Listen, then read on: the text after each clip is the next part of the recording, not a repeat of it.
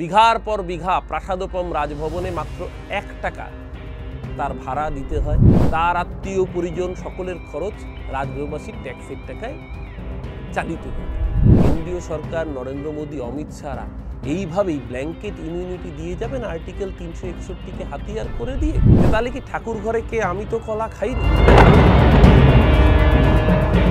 নমস্কার বন্ধুরা, শুভ সন্ধ্যা সবাইকে। আমি অরূপ চক্রবর্তী যথারীতি এসে গিয়েছি আবার আমার ইউটিউব চ্যানেল অরূপ সিতে। আপনাদের সকলকে স্বাগত জানাই। চ্যানেলটি ভালো লাগলে অবশ্যই বন্ধুদের মধ্যে লাইক, শেয়ার এবং সাবস্ক্রাইব করতে বলবেন। আজকে ভারতবর্ষের সংসদীয় বা সাংবিধানিক ইতিহাসে একটা অত্যন্ত গুরুত্বপূর্ণ অধ্যায়ের সূচনা হলো। কেন বলছি এই কথা? দেশের সর্বোচ্চ আদালত তার প্রধান বিচারপতির নিয়ন্ত্রণাধীন বেঞ্চ আজকে তাদের পর্যবেক্ষণে একটা ঐতিহাসিক সিদ্ধান্তের কথা জানিয়েছে। কি সেই সিদ্ধান্ত?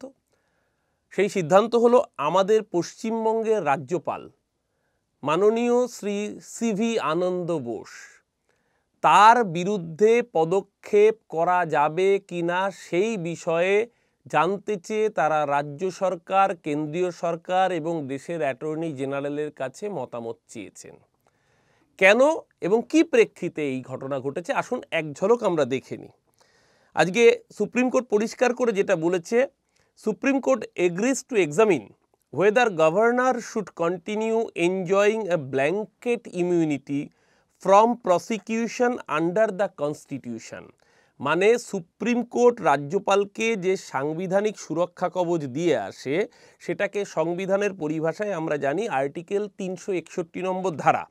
যেই 361 নম্বর ধারা বলছে no criminal or civil proceedings whatsoever shall be instituted or continued against the president or the governor of a state in any court during her term in office, during his or her term in office। অর্থাৎ সাংবিধানিক পদে থাকা কোনো রাজ্যপাল বা রাষ্ট্রপতি তাদের বিরুদ্ধে কোনো রকম ফৌজদারি মামলা বা কোনো রকম তদন্ত কোনো সরকার বা কোনো প্রশাসন বা কোনো পুলিশ তারা করতে পারবে না। এই রক্ষা কবচ তারা এনজয় করেন। এই অবধি তো ঠিক ছিল, কিন্তু গোল বাঁধল কোথায়? গোল বাঁধল কয়েকটি জায়গায়। আমাদের রাজ্যের একজন তরুণী, ঘটনাচক্রে যিনি রাজ্যপাল সিভি আনন্দ বোসের কন্যা সমা হন বয়সের দিক থেকে, সেই তরুণী অভিযোগ করেন তাকে উপর্যুপরি যৌন নির্যাতন করেছেন রাজ্যপাল সিভি আনন্দ বোস। এর আগে একবার যখন এই ধরনের ঘটনার ইঙ্গিত হয় তখন তিনি সেখান থেকে বেরিয়ে যান। তারপরে তিনি রাজভবনে যেহেতু কর্মরত, তাকে বারংবার রাজ্যপাল তার ঘরে ডেকে পাঠাতেন এবং তিনি ঊর্ধ্বতন অফিসার ছাড়া তার ঘরে ঢুকতেন না। এমত অবস্থায় একদিন তার ঊর্ধ্বতন অফিসারকে ঘর থেকে চলে যেতে বলেন এবং সেই মহিলাকে রাজ্যপাল লাঞ্ছনা করেন, যৌন নির্যাতন করেন বলে তিনি রাজভবনের যে পুলিশ আউটপোস্ট আছে প্রথমে সেখানে লিখিতভাবে জানান এবং সেখান থেকে পরবর্তীকালে কলকাতা পুলিশের হেডকোয়ার্টারে গিয়ে তিনি লিখিত অভিযোগ দায়ের করেন। লিখিত অভিযোগ দায়ের হয়, কিন্তু যেহেতু রাজ্যপাল সাংবিধানিক সুরক্ষা কবচের আওতায়, তার জন্য পুলিশ তার বিরুদ্ধে তদন্ত শুরু করেন না। কিন্তু যেহেতু এখানে একজন মহিলা, তার আউটরেজ অফ মডেস্টির মতো একটা গুরুতর অভিযোগ, সেই অভিযোগ নিয়ে পুলিশ যদি চুপ করে বসে থাকে তাহলে সেটাও হয় হিউম্যান রাইটসের ভায়োলেশন। পুলিশ যেরকম তদন্ত প্রক্রিয়া শুরু করে না, কিন্তু পুলিশ একটা প্রাথমিকভাবে অনুসন্ধান করে দেখে। ঘটনাচক্রে রাজভবনের কাছে সিসিটিভি ফুটেজ চেয়ে পাঠানো হয়। সেই সিসিটিভি ফুটেজ দিতে রাজভবন অস্বীকার করে। তারা জানায় পুলিশের কোনো এখতিয়ার নেই। কিন্তু রাজভবনের রক্ষণাবেক্ষণের দায়িত্ব পূর্ত ভবনের হাতে। পূর্ত ভবনের পক্ষ থেকে রাজ্য সরকার সেই সিসিটিভি ফুটেজ কলকাতা পুলিশ তারা সংগ্রহ করে। কি সেই ফুটেজে রয়েছে সেটা নিশ্চিতভাবে তদন্ত প্রক্রিয়ার পরেই জানা সম্ভব, বা পুলিশের কাছে রয়েছে সেটা আমাদের কাছে জানা সম্ভব নয়। কিন্তু যে ঘটনা ঘটেছে তার প্রেক্ষিতে আমরা দেখলাম রাজভবনে রাজ্যপাল একটি সাংবাদিক সম্মেলন করলেন। সেই সাংবাদিক সম্মেলন করে তিনি বললেন যে তিনি সব তথ্য নাগরিকদের সামনে তুলে ধরবেন যাতে নাগরিকরা বিচার করতে পারে।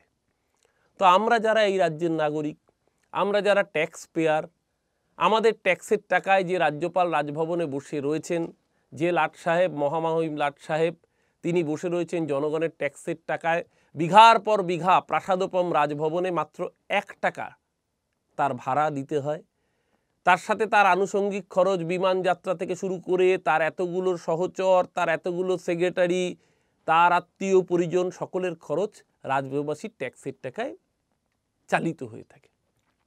সেই জনগণের কাছে তিনি হিসেব দেবেন যে কি ঘটেছিল সেদিন। তো আমরা দেখলাম মিডিয়াকে ডাকলেন তিনি, সব মিডিয়াকে নয়, বাছাই করা কিছু মিডিয়াকে, এবং তারই সাথে সাথে তিনি একটি সিসিটিভি ফুটেজ প্রকাশ করলেন। সেই সিসিটিভি ফুটেজ দেখা যাচ্ছে বিকেল 5টা থেকে যে ওই তরুণী বেরিয়ে রাজভবনের যে আউটপোস্ট সেই দিকে যাচ্ছেন। কিন্তু তার আগে কি ঘটনাক্রম হলো সেটার কোনো তথ্য রাজভবনের পক্ষ থেকে দেওয়া হলো না। খুব স্বাভাবিকভাবেই সেখানেই প্রশ্ন উঠেছিল যে রাজ্যপালের যদি সৎসাহসী থাকতো তাহলে কেন একটা সার্টেন টাইমের পরে সেই সিসিটিভি ফুটেজ তিনি জনসমক্ষে আনলেন? কেন দুপুরবেলা বা বিকেলবেলা 3টে, সোয়া 3টের পর থেকে, যেই সময় ঘটনাটা ঘটেছে বলে ওই নির্যাতিতা মহিলা জানিয়েছিলেন, সেই সময় রাজভবনের অলিন্দের করিডোরের সিসিটিভি ফুটেজ বা রাজভবনের যে ঘর, অফিস রুম যেখানে ঘটেছে সেখানকার সিসিটিভি ফুটেজটা প্রকাশ করতে বাধা কোথায়? তাহলেই তো মানুষের সামনে দুধ কা দুধ পানি কা পানি হয়ে যেত। আমরা আশ্চর্যজনকভাবে দেখলাম যে এটা তো তিনি করলেনই না, উল্টে কলকাতা পুলিশের নগরপালের বিরুদ্ধে তিনি কমপ্লেন জানালেন কেন্দ্রীয় সরকারের কাছে, কারণ এই নগরপাল নাকি তার বিরুদ্ধে তদন্ত করছেন, যে কথাটা মিথ্যে, কারণ তার বিরুদ্ধে কোনো তদন্ত হয়নি, তার বিরুদ্ধে কোনো চার্জশিট হয়নি, তার বিরুদ্ধে এমনকি কোনো এফআইআরও নথিভুক্ত হয়নি। কিন্তু যেহেতু একজন মহিলা, তিনি অভিযোগ করেছেন তাকে যৌন নিগ্রহ করা হয়েছে, পুলিশ সাধারণ অনুসন্ধানটুকু মাত্র করেছে এবং তার জন্য প্রয়োজনীয় সিসিটিভি ফুটেজ তারা সংগ্রহ করেছে। এখানেই মানুষ প্রশ্ন তুলছিল যে তাহলে কি ঠাকুর ঘরে কে আমি তো কলা খাইনি, এই প্রবাদ বাক্যটাই সত্যি হতে চলেছে। কারণ রাজ্যপালের যেরকম এই যে বলছিলাম ব্ল্যাঙ্কেট ইমিউনিটি, রাজ্যপালের যেরকম সাংবিধানিক সুরক্ষা কবচ রয়েছে, তেমনি আমাদের প্রত্যেক নাগরিকেরও তো ব্যক্তিগত সুরক্ষা, আমার ব্যক্তি স্বাধীনতা, আমার প্রাইভেসি যদি কেউ ব্রিচ করতে চায়, আমার প্রাইভেসিকে যদি কেউ আঘাত আনতে চায়, তাহলে আমাকেও তো দেশের সংবিধান সেই সুরক্ষা দিয়েছে। তাহলে কি সেই মহিলার সেই সাংবিধানিক সুরক্ষা নেই? শুধুমাত্র তিনি রাজ্যপাল বলে এই ধরনের অভিযোগ ওঠার পরও তিনি পার পেয়ে যাবেন? আজকে সুপ্রিম কোর্ট কিন্তু পরিষ্কার করে বলে দিল, after West Bengal Raj Bhavan female employee leveled sexual harassment allegations against the West Bengal governor, Supreme Court agrees to examine whether governor should continue enjoying a blanket security from prosecution under the constitution. তাহলে এরপরেও কি করে রাজ্যপাল এই সুরক্ষা কবচ পেতে পারেন, এই বিষয়ে তারা বললেন they ought to be action initiated against the governor for criminal acts done by him in his personal capacity. এটা তার ব্যক্তিগত জায়গা থেকে তিনি যদি করে থাকেন এবং রাজভবনকে ব্যবহার করে, তার অফিসকে ব্যবহার করে, তাহলে তার বিরুদ্ধে ক্রিমিনাল অ্যাক্টিভিটি শুরু করা যায় কি না তার জন্য সুপ্রিম কোর্ট মতামত চেয়ে পাঠিয়েছে পশ্চিমবঙ্গ সরকার, কেন্দ্রীয় সরকার এবং দেশের অ্যাটর্নি জেনারেলের কাছে। স্বাধীন ভারতের ইতিহাসে কোনো রাজ্যপালের বিরুদ্ধে এই ধরনের ঘটনা, সুপ্রিম কোর্টের এই ধরনের মন্তব্য আজ অবধি হয়নি। এর আগে একবার হয়েছিল, বেশ কয়েক বছর আগে, দশক আগে বলা যায়। এনডি তিওয়ারি, তিনি রাজ্যপাল ছিলেন, তার বিরুদ্ধে শুধু যৌন নির্যাতন নয়, অশ্লীল ভিডিও একটি ওয়েবসাইটে ছড়িয়ে পড়েছিল। তখন কংগ্রেসের সরকার ছিল কেন্দ্রে, কংগ্রেস তড়িঘড়ি তাকে রাজ্যপালের পদ থেকে সরিয়ে দিয়েছিল। কিন্তু তার বিরুদ্ধে আলাদা করে কোনো ক্রিমিনাল প্রসিডিংস বা তদন্ত প্রক্রিয়া ইনিশিয়েটেড হয়নি, তার আগেই তাকে সরিয়ে দেওয়া হয়েছিল। আজকে এখানে সেটাই প্রশ্ন উঠছে, স্বাধীন ভারতের ইতিহাসে এই প্রথম রাজ্যপালের পদকে কলঙ্কিত করা এই ব্যক্তি, তাকে কি এরপরেও কেন্দ্রীয় সরকার, নরেন্দ্র মোদী, অমিত শাহরা এইভাবেই ব্ল্যাঙ্কেট ইমিউনিটি দিয়ে যাবেন আর্টিকেল 361কে হাতিয়ার করে দিয়ে? নাকি এই ধরনের অভিযোগ ওঠার পর তার বিরুদ্ধে তদন্তটা যাতে যথাযথ হয়, প্রয়োজন পড়লে সুপ্রিম কোর্টেরই কোনো বিচারপতিকে মাথায় রেখে সেই তদন্ত হোক, তাহলে সেই দিকে আগামী দিন দিক নির্দেশ আসে কিনা আমাদের দেখতে হবে। কিন্তু অভিযোগ কিন্তু এখানেই একটা মাত্র নয়, এর আগেও রাজ্যপালের বিরুদ্ধে একাধিক অভিযোগ উঠেছে। এই রাজ্যপালের বিরুদ্ধে অভিযোগ উঠেছিল এর আগে দিল্লির বুকে, দিল্লির তাজ প্যালেস হোটেলে একজন ওড়িশি নৃত্যশিল্পী, তাকে ধর্ষণের অভিযোগ উঠেছিল, যৌন নির্যাতনের আবার এই একই ধরনের অভিযোগ উঠেছিল।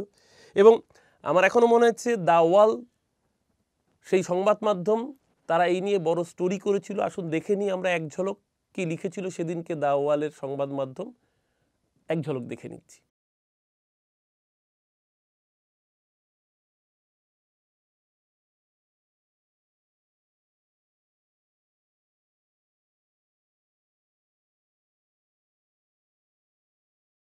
তাহলে আমরা দেখতে পেলাম সেদিনকে দ্য ওয়াল রিপোর্টিং করেছিল যে মহিলা এই অভিযোগ করেছেন তিনি এক নৃত্যশিল্পী, তার স্বামী কূটনীতিক বলে জানা গিয়েছে। ওই মহিলার দিল্লিতে যাতায়াত রয়েছে, তার অভিযোগ তাকে মিথ্যা প্রতিশ্রুতি দিয়ে ধর্ষণ ও নির্যাতন করা হয়েছে এবং এখন ওই বড় কর্তা তার ফোন ধরছেন না, মোবাইলে তার ফোন নাম্বার ব্লক করে দিয়েছেন। যে বড় কর্তার বিরুদ্ধে এই অভিযোগ তার সাংবিধানিক সুরক্ষা কবচ রয়েছে, সেই কারণে নাকি কলকাতা পুলিশের কমিশনার বিনীত গোয়েলের কাছে অভিযোগ জমা পড়লেও কোনো পদক্ষেপ করতে পারেনি বলে খবর।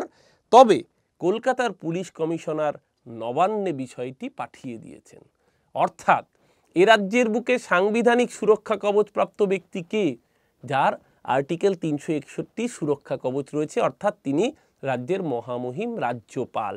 এখানে না বললেও ইঙ্গিতটা খুব পরিষ্কার। এবং এক্ষেত্রেও কলকাতা পুলিশ কোনো তদন্ত শুরু করতে পারেনি, কারণ রাজ্যপাল সাংবিধানিক সুরক্ষা কবচের মধ্যে দিয়ে চলছেন, তার জন্য তার বিরুদ্ধে কোনো মামলা বা তদন্ত করা যায় না। কিন্তু প্রাথমিক অনুসন্ধানের পর সেই রিপোর্টটুকু কলকাতা পুলিশের কমিশনারের পক্ষ থেকে নবান্নে পাঠিয়ে দেওয়া হয়েছে। তাই খুব স্বাভাবিক গোসা হয়েছে রাজ্যপালের, কেন তার বিরুদ্ধে অপরাধের অভিযোগের তদন্ত হবে। কিন্তু এটা তো বুঝতে হবে তিনি সাংবিধানিক সুরক্ষা কবচে আজকে আছেন, কালকে তিনি রাজ্যপাল থাকবেন না। কিন্তু পদের এই অপব্যবহার করে যারা বাংলার নারীদের দিনের পর দিন যৌন নির্যাতন, ধর্ষণ, শ্লীলতাহানির মতো অভিযোগে অভিযুক্ত হচ্ছেন, তাদের কি ওই পদে থাকার কোনো নৈতিক দায় অবশিষ্ট থাকে? যদি ন্যূনতম চক্ষু লজ্জা থাকতো তাহলে এই রাজ্যপাল নিজেই পদ ছেড়ে চলে যেতেন। এই রাজ্যপালের ন্যূনতম চক্ষু লজ্জা নেই, তাই জন্যই তিনি পদ আঁকড়ে আজও বসে রয়েছেন। এবং নির্লজ্জ দোকান কাটার মতো আচরণকে যে সুপ্রিম কোর্টও সমর্থন করছে না, আজকে সুপ্রিম কোর্টের এই ঐতিহাসিক পর্যবেক্ষণে দিনের আলোর মতো পরিষ্কার। তার জন্যই সুপ্রিম কোর্ট আজকে বাধ্য হয়েছে রাজ্য সরকার, কেন্দ্রীয় সরকার এবং দেশের অ্যাটর্নি জেনারেলের কাছ থেকে তাদের মতামত চাইতে যে কেন এর বিরুদ্ধে ক্রিমিনাল প্রসিডিংস শুরু করা যাবে না। আজকে ভারতবর্ষের এই সংসদীয় গণতন্ত্র যেরকম একদিকে চলে, তার সাথে সাথে এই সাংবিধানিক পদগুলো তাদেরও একটা গুরুত্ব, একটা ঐতিহ্য থাকে। আজকে ভারতবর্ষের মানুষ সত্যিই কি ভাবছেন যে এই সাংবিধানিক পদগুলো সত্যিই কি সেই গুরুত্ব ডিজার্ভ করে? সত্যিই কি সেই ঐতিহ্যর এরা উত্তরসূরি, নাকি সেই পদকে ব্যবহার করে এরা ভারতবর্ষের মানুষের কাছে আরও বেশি করে ধিক্কৃত হচ্ছেন? আজকে বোধহয় নতুন করে সময় এসছে রাজ্যপাল পদটারই আর কোনো প্রয়োজনীয়তা আছে কিনা সেই বিতর্ক আবার নতুন করে শুরু করার। ভালো থাকুন সবাই, মতামত জানান আপনারা। আমাদের ইউটিউব চ্যানেল অরূপ সিতে আপনাদের সকলকে স্বাগত। ভালো লাগলে বন্ধুদের মধ্যে শেয়ার করবেন এবং অবশ্যই চ্যানেলটি লাইক, কমেন্ট এবং সাবস্ক্রাইব করতে ভুলবেন না। নমস্কার।